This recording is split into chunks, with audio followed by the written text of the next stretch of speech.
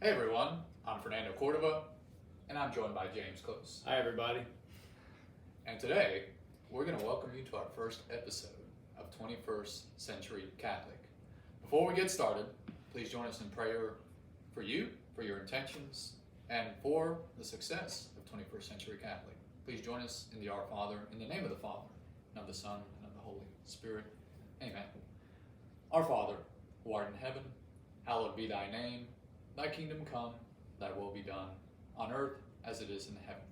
Give us this day our daily bread, and forgive us our trespasses, as we forgive those who trespass against us. And lead us not into temptation, but deliver us from evil. Amen. All right. And we also want to say a very happy birthday to Mary, because at the time of this recording, it is traditionally her birthday, September 8th. So That's right. So today we'll be addressing a particular topic, question. James, is Lupe, your dog, going to heaven? Yeah, that's a great question. And after tonight, you kind of think no, but You might be surprised. might be surprised. You'll find we're full of surprises here. Now, for those of you who are wondering, we used to be Theology on Tap, but we've recently made a change. That's right. We decided, why not just do our own thing here? So we've launched basically a Catholic media channel of sorts. 21st Century Catholic. We have a Twitter, we have an Instagram, we have a Facebook. We don't have the YouTube. Actually, if you're watching this, we do have the YouTube set up. So we have the YouTube set up, and we have this show, which is kind of we're carrying on the old Theology on Tap show. You can check our Facebook for a very well presented post on how that evolved into a webcast, from meeting in bars to going to the webcast to, we after the pandemic, we said, hey, we've been doing this for a couple of years now. Mm-hmm. Like, this really isn't Theology on Tap anymore. So let's just keep doing the webcast, and let's call it 21st Century Catholic, because we're Catholics in the 20th century. So today's topic, it's a little bit of an emotional one, but what I want to do is look at the question, will our pets, and to a greater extent, will our animals go to heaven, right? And we're going to be looking at it from a reason perspective. Let me put you all at ease. They're not going to go to hell. Yeah. All right. So we can go ahead and that's not spoiler necessarily, People need to know that. People need to know that, But we're going to be looking at it from a reason perspective and look at the evidence for and against. We're going to be looking at it from a scriptural, theological perspective, and philosophical a little bit too. So you might be surprised what you find out. But believe it or not, there are a lot of legends, a lot of reports about like ghost animals or ghost dogs. There's one I was reading about one legend or one story. It takes place in Port Tobacco, Maryland, and it has to do with a soldier called Charles Thomas Sims. And what ended up happening was Charles, or Mr. Sims, he went to a tavern, and he ended up having a little bit too much to drink. He took his blue tick hound in the tavern with him, and so while he was in the tavern, he started saying all the treasure and all the wealth that he had. He started talking to other people in the tavern about it. And so the other people in the tavern were like, hey, this guy, he's not in his right mind. Why don't we kill him, right? And take his treasure. We'll have him lead us to the treasure, and then we'll kill him. And his dog, and his blue tick hound. So guess what happened? They killed Mr. Sims and his blue tick hound. But here's where it gets interesting, or here's where it gets more interesting. When they went to retrieve the treasure after they had killed off Mr. Sims and his hound, they were confronted by a ghost of the hound, and some versions of the story claim the dog was part mastiff. Mastiffs were bred for kings in ancient England, actually. So this is a big dog, and so the soldiers or the people who encountered this dog, they ran off in the other direction. Obviously, they didn't stick around, and apparently they died shortly afterwards. They fell ill. There are other reports that have included sightings of at this particular place of this particular hound. Now they all vary, and they're not all consistent, and there hasn't really been a paranormal investigation done to investigate the claims of these reports. So I mentioned this because this isn't the only report of ghost dogs or ghost animals. A lot of them actually originate in the southern United States, believe it or not. So oddly enough, but this isn't an isolated event. I don't know that it weighs too much as far as evidence for, but because all the accounts are inconsistent, but it's certainly interesting to think about. What I really wanted to get at is the other thing we can tell people up front is the church does not have an official teaching on this. So this is a theological opinion. And you know, Fernando, that's kind of rare when the church doesn't have an official teaching on something. I'm just going to point that out. It's interesting because the classical theological opinion of whether our pets or whether animals have an afterlife, do they go to heaven? Well, the answer is no. That's the classical opinion on it. But that's all it is. It's a theological opinion. You won't find any magisterial documents saying you have to believe that animals go to heaven or they don't go to heaven, or whether they have an afterlife or not. So there's no definitive teaching on the matter. So you're free to accept or reject that idea based on the evidence. And that's and that's the thing, is that this is one of those kind of issues where, you know, your salvation doesn't really hinge. Well, it doesn't hinge on what you think about this, but it may hinge on how your mind is, you know, oriented on this. You know, one thing that is important to talk about is attachment, you know, spiritual attachment. And when we're talking about heaven, you know, we generally, a lot of people have a very kind of warped idea of what heaven is. I mean, what heaven is the beatific vision, where you literally come face to face with God Himself, and you know, see God's face, and it's that, you know, eternal. It's all eternity where you're in that state of just pure perfection.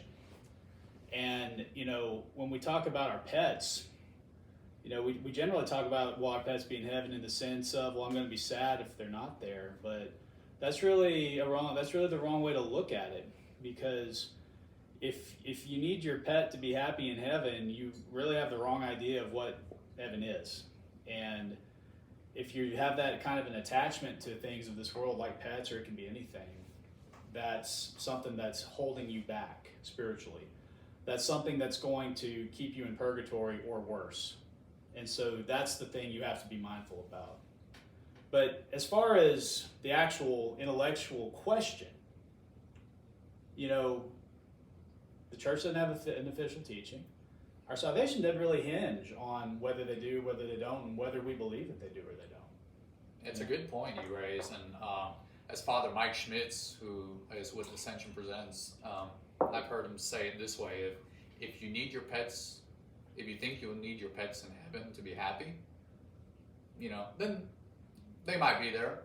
But if you think you'll only be happy in heaven with your pets, then you're probably not ready for heaven.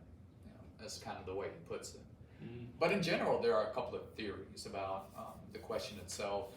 So, number one, we could have animals, they only exist in bliss life, and they have no afterlife. So it's not even a question of whether they're going to exist in an intermediate state between death and the resurrection, the final resurrection. So, and that's kind of scenario number two is, okay, they exist, they have an afterlife, but they're not like in heaven, you know, in that beatific vision. But they exist in the in-between, kind of like limbo, what's been proposed as limbo for infants maybe who haven't been baptized, who die before being baptized. And then there's a third possibility, there's a third theory out there, that animals will exist in the new earth, right? It's mentioned. It's mentioned in the book of Revelation, and it's after the resurrection of the dead. So if they do exist, it's going to be in one of those three dimensions. And as far as what they'll be like, so there are more possibilities with this. So the animals, if they do exist in the afterlife, they could be animals that don't have a specific relationship. Like there won't be a lupe specifically that's related. Just kind of the general concept of lupe. Yeah, it's just a general concept of lupe, or for me, gypsy. They'll exist in general. It's called animals will exist in general theory, but they won't remember us. They won't have like memories of us, and they won't be in any way emotionally tied to us. The second option is animals may be replicas of specific animals we know in this life, right? So it's like a clone of lupe or a clone of gypsy may exist in the afterlife. So that's an option, right? And then the third possibility, which is I think what most people are hoping for, is it will be the exact same dog, right, that existed in this life here on earth with us, or the exact same cat, whatever floats your boat. So those are the kind of like the three possibilities. And there could be a fourth even. There could be a fourth. If I could get existential with you for a minute. So, another way that something can exist is just, in terms of being real to us, if you want to get real philosophical about it. But, Father Ryan Humphreys, who's been a guest on the show many times, I heard him say one time on this that, what may be the case is that our pets will exist in heaven in our memory, which will be perfect. And so, to the extent that we have a perfect memory of our pets, they'll be very real to us there as though they were really there with us. That's an interesting way to look at it, too. I mean, that could be the case. It could be the case. So there is a fourth possibility. And really, these particular possibilities as to how they will be in that afterlife, if they are there, that's something we really can't know until, Lord willing, we get there, ourselves. But those in general, I think that's a good way to sum it up. And what I want to do is look at the scriptural evidence for, actually, the Bible mentions plants and animals, a lot throughout Scripture. I can think of the book of Revelation, specifically chapter 22. You can read in chapter 22, verse 2, it reads as follows: on either side of the river grew the tree of life that produces fruit 12 times a year, once a month. The leaves of the trees serve as medicine for the nations.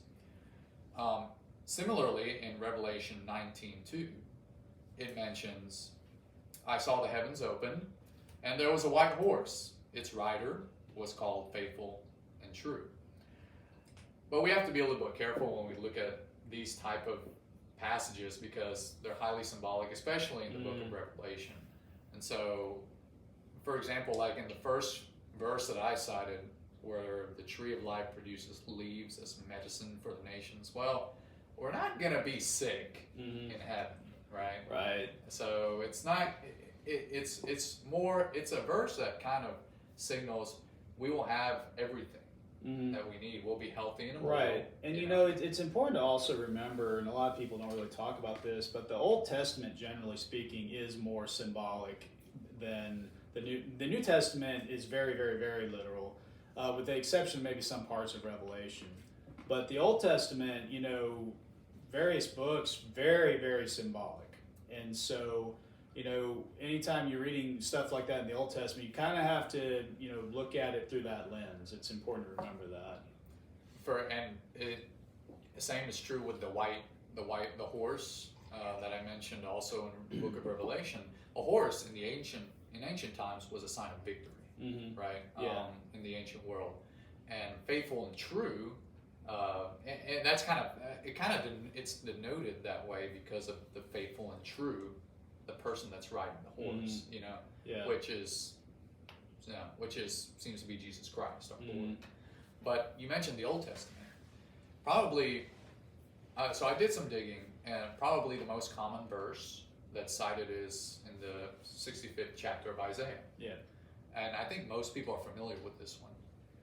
Isaiah mentions that they shall build houses and live in them, they shall plant vineyards and eat their fruit. And then also in chapter 65, the wolf and the lamb shall pasture together, and the lion shall eat hay like the ox. But the serpent's food shall be dust. No, none shall harm or destroy on my holy mountain, says the Lord. So people are going to cite that all day long. Mm-hmm. But again, I can see that passage being full of hyperbole. Could be. And signifying, okay, it's going to be there's going to be peace, right? There's not going to be want for Yeah, peace. because when we think about our human experience and we think about conflict, we generally think of like animals fighting. That's kind of something that comes to mind, just the state of conflict that's always in our world. And so, it certainly could be metaphorical for just, we're not going to have that, the damage that original sin did to the universe, we're not going to have that. Mm-hmm. Yeah,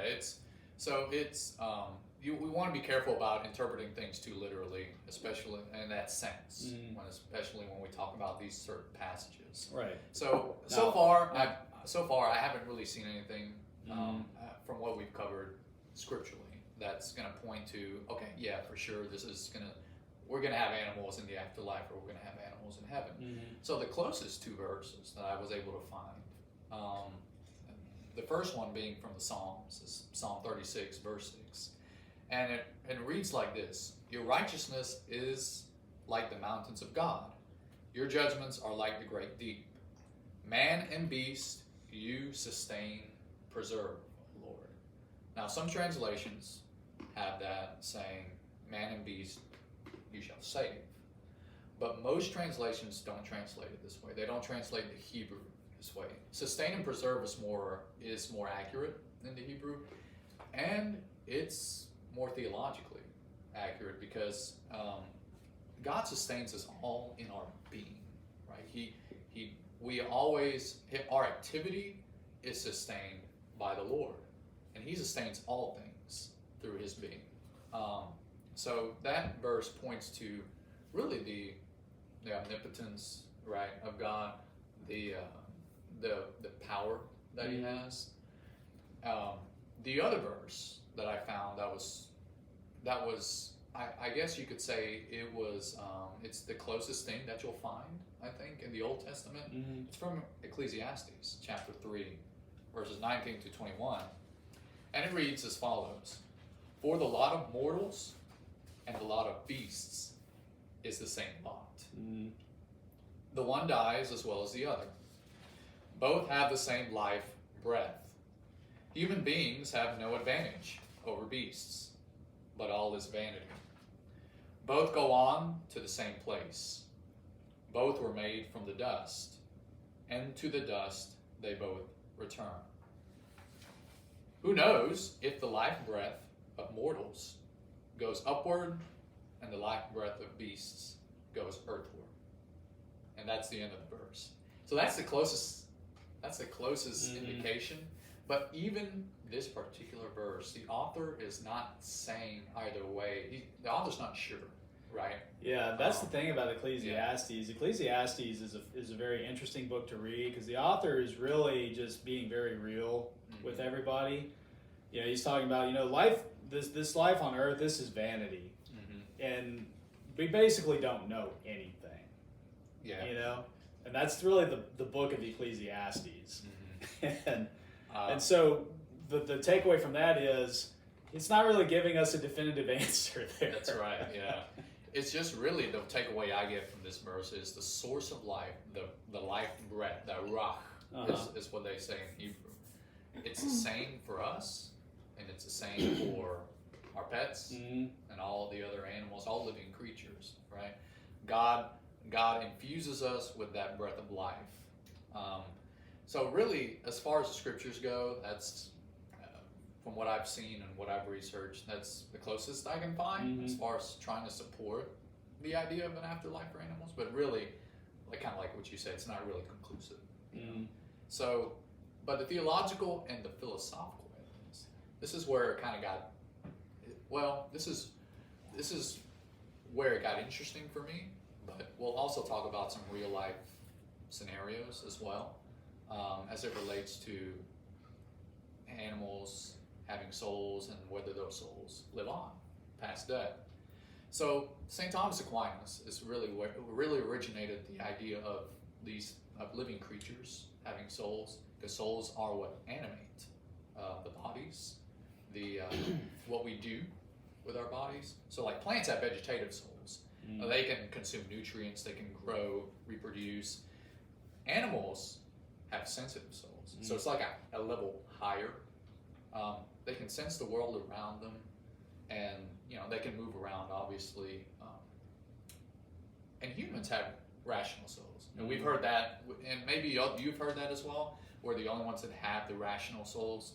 I'm going to maybe push back on that a little bit here in a bit.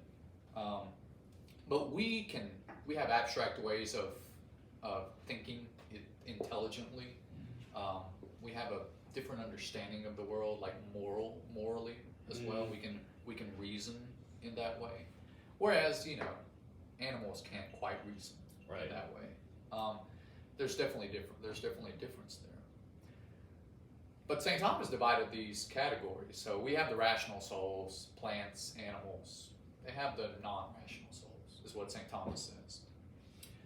And St. Thomas's main factor was he thinks that human souls are substance, essentially, that they're a thing that exists by itself. And his thinking was, okay, plants and animals, they have souls, but they're not substance, and that's why they don't live on. That's why they don't live on past their earthly death. Yeah, and another thing to keep in mind, another way to look at it is, just going back to the Genesis account, God made man in his own image. So what does that mean? Does that mean that God has like ears and a nose like me? Does God the Father have ears and a nose like me? No, he doesn't have a body. God the Father doesn't. But our souls are created in His image and likeness. What that means is intellect and will. We have an intellect. We have those higher faculties of the intellect and the will, and those are godlike. Those are how we're made in God's own image, and animals don't have that. And that's basically it's a very true difference, and I think St. Thomas is basing his opinion on that particular difference as well.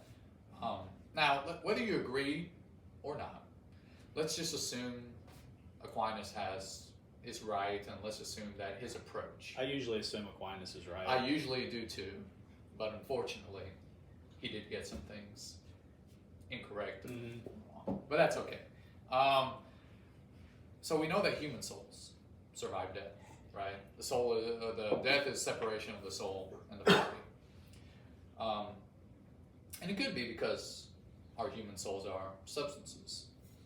The distinction that St. Thomas makes between animal souls and human souls, it seems to be a distinction between a sense, or sensation, and intellect.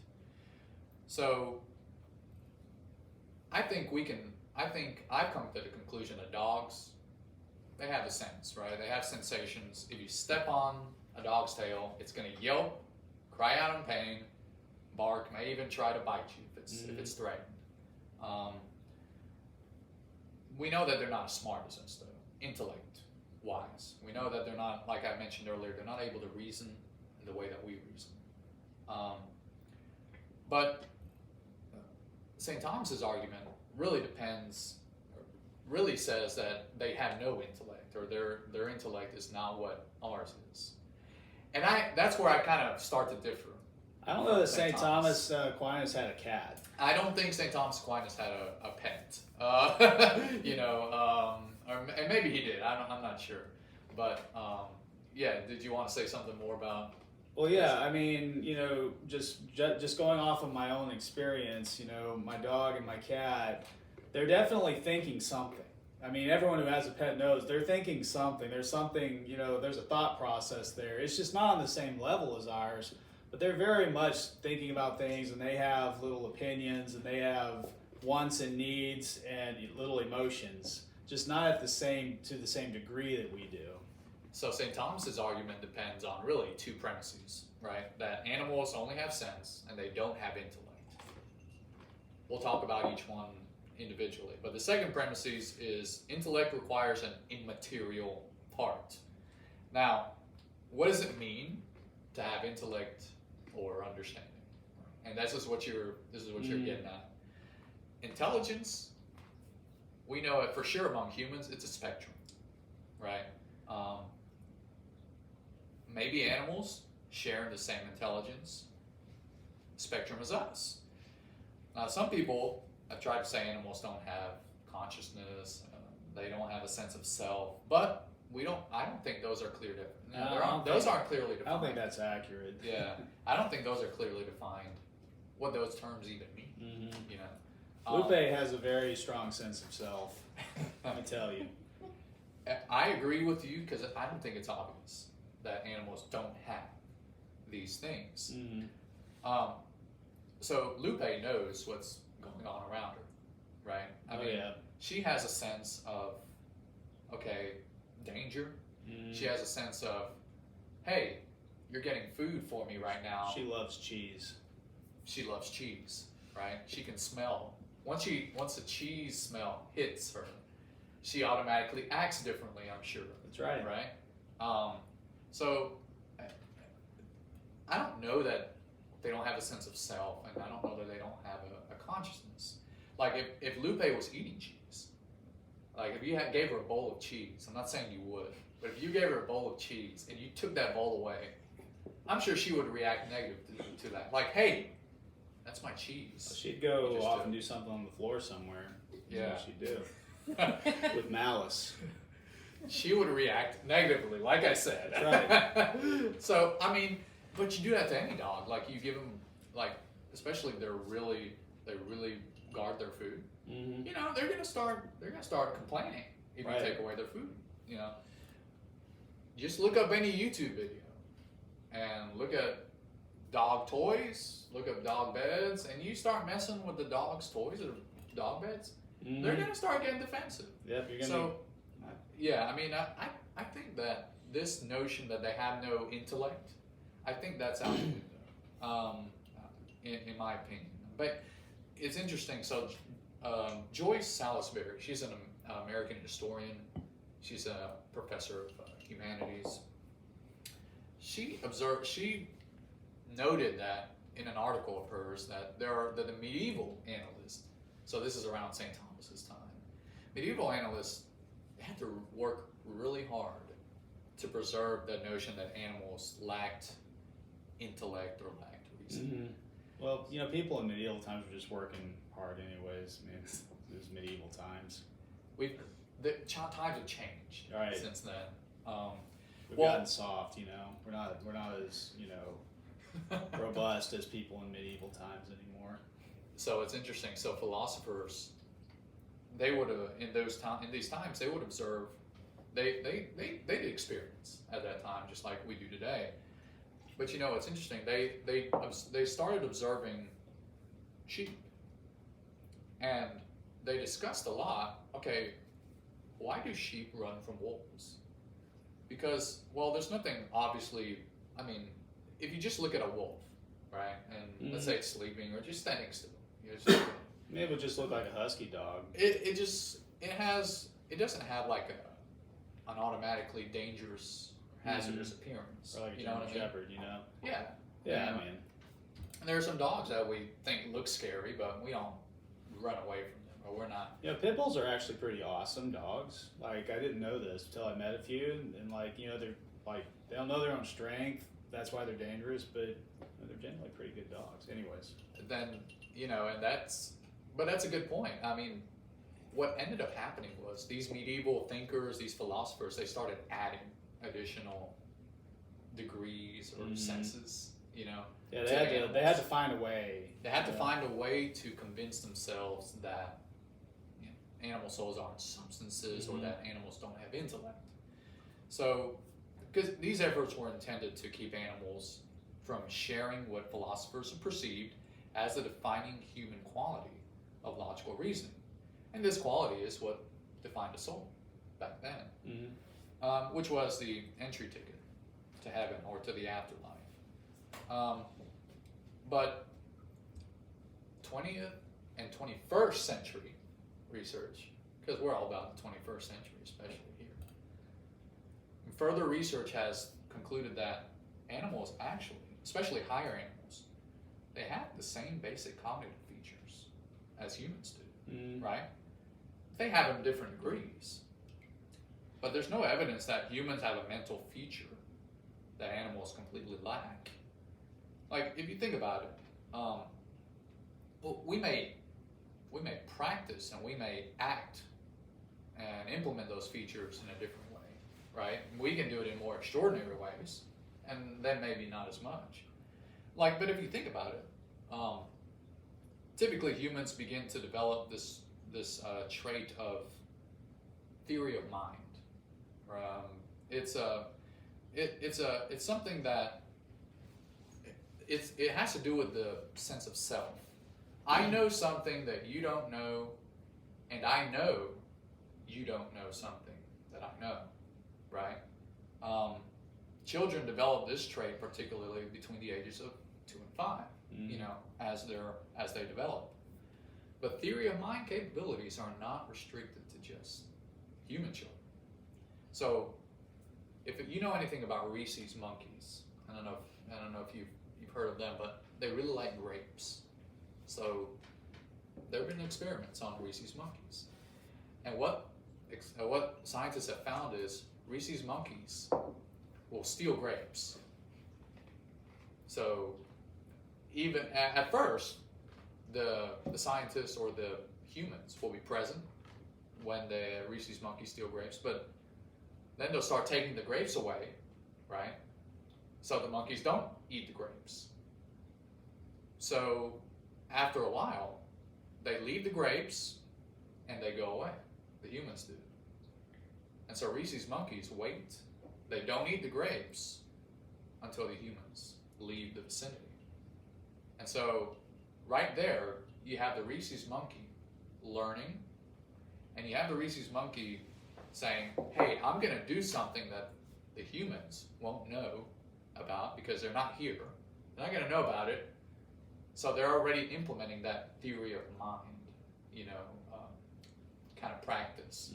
So it's not the only example of that happening among animals, right?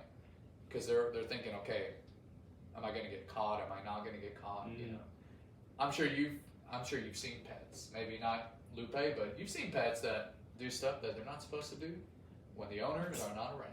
Oh, that's Lupe. So that's definitely Lupe. I mean, it's so. And she knows when she's done something. Something happened earlier, and she knew that she had messed up. And you saw it. She went straight. She went straight for her kennel. She knew exactly what was about to happen. You can look up again the YouTube videos, the guilty dogs. You know, dogs in a corner, just kind of hiding their face. So they know. So for me personally, and I think I could let me know if I'm wrong, but I think we would need to see a counter argument with a specific mental quality that humans have that animals don't have, either in kind or degree. You know, and I would also. Me personally, I would need to hear a reason, a philosophical reason why I should use this quality to determine whether my soul, or whether animal souls are substances as opposed to my soul. You know, so there's some evidence. You could say that evidence is leaning towards animals having a substantive soul, thereby being able to survive after death. So far we've got legends, folklore that it's not really strong evidence, like the ghost stories, for example. It's not very strong evidence. People have this intuition that pets will be in heaven, which it's not strong evidence at all. It's very emotional, but it's something to consider, right? Because sometimes people's intuitions indicate something that's true, even if they don't have clear and convincing evidence for Mhm. it, or compelling evidence for it. So there's that. I found something though that really interested me, and this has to do with real life situations, real life experiences, and that is the topic of near-death experiences. So when I started researching this and I was reading, I was kind of surprised. This kind of caught me off guard.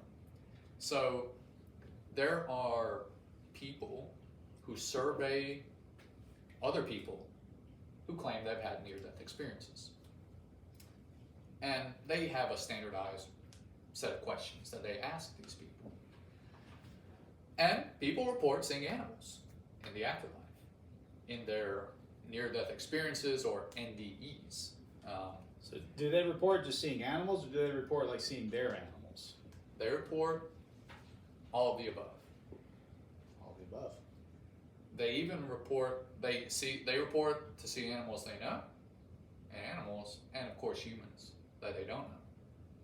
So, what you think, as far as this evidence goes, the NDE's evidence goes, it's going to depend on what your particular orientation is. So, like if you're an atheist, right? You might think that these are hallucinations.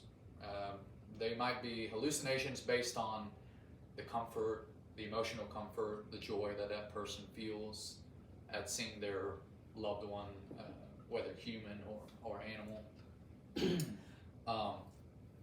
But that argument kind of goes away whenever you consider the fact that, like I just mentioned, these NDEs include animals and humans that these people have no emotional connection with. They've never seen them in their life, right? They never heard of them. So that argument doesn't make sense to explain them away as a hallucination. Now, these NDEs, this evidence, has a little bit more credibility, because the people that report these experiences, they report things or events that were occurring that they could not have known otherwise. So they come back from their experience with accurate information that they did not have before their NDE. So I'll give you a couple of stories. So Dr. Edward Anderson, he wrote a book called The Evidence of Animal Afterlife. And in it, he describes stories of people in this situation. So for example, he surveyed a woman. She was declared dead, and she, in that time period where she was declared dead and she was not conscious, she had an NDE of her deceased mother. And her deceased mother was greeting her cat as if it had just died. Although the woman who had the NDE, the woman knew that her mother had passed on, she did not know her cat had. It died suddenly during her coma, during that period of unconsciousness. Strange. So there's no way that she could have known that the cat died in that particular time frame. She knew that her mother had the cat, but she didn't know that the cat had died. So she came back, and that's when she told. That's when she was surveyed. Another story that I found really interesting is Dr. Anderson also surveyed a man who was adopted from birth, right? And he also had a near-death experience.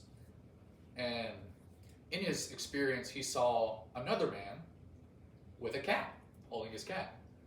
He didn't know the man, and he didn't know the cat. He got out of his NDE. He came back. He came back, and he was curious about why. Who was this man? Who was this cat? So as it turns out, he's going through old family photos in his residence later on, and he sees the picture of the man and his cat that he saw in his NDE.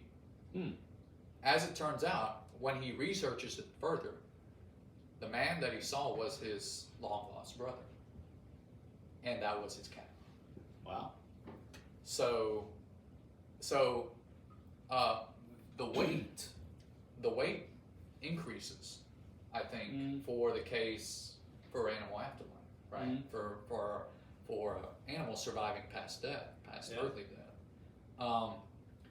Because if you come back with accurate information that you didn't have before, and that there's no way you could have known, you know, during your period of during your NDE, during your period of unconsciousness, that's pretty strong evidence. It could be. It could be. You know, that it certainly could be that people are having these near-death experiences and seeing this, and it's an actual, you know, vision, if you will.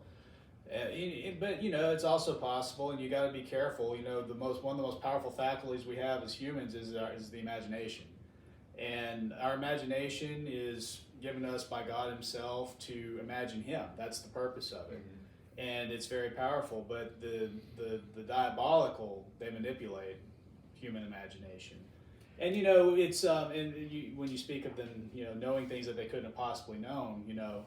That's something to always be kind of leery about, right? And you know, so you know, it's one of those things where that could be, you know, they could have had visions. It could be just their imaginations projecting things. You never know.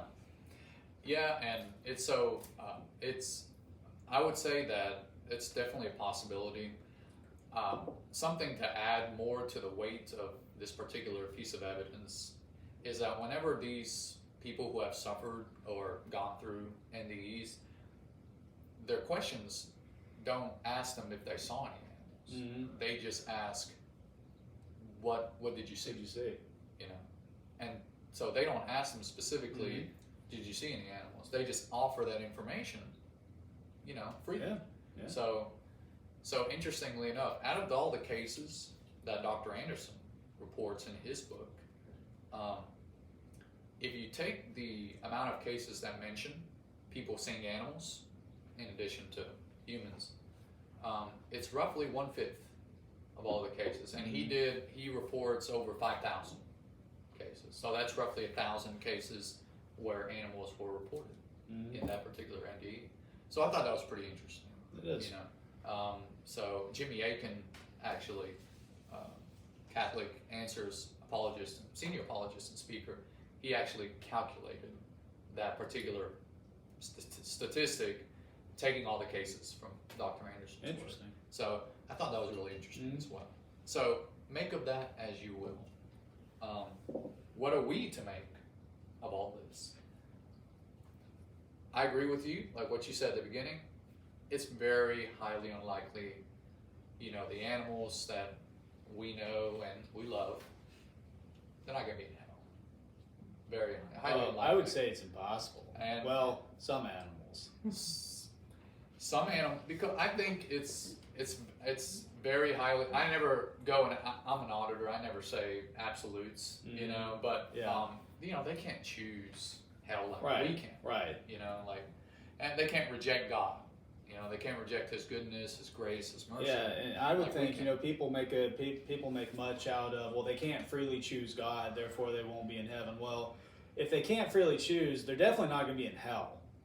You know, if they can't freely choose, that doesn't necessarily rule out them being in heaven, though. Right. They can't make a conscious choice for God, like, or you know, to be with God in heaven. But I can see it. I can see someone saying they can't be fully united to God in the way that we can.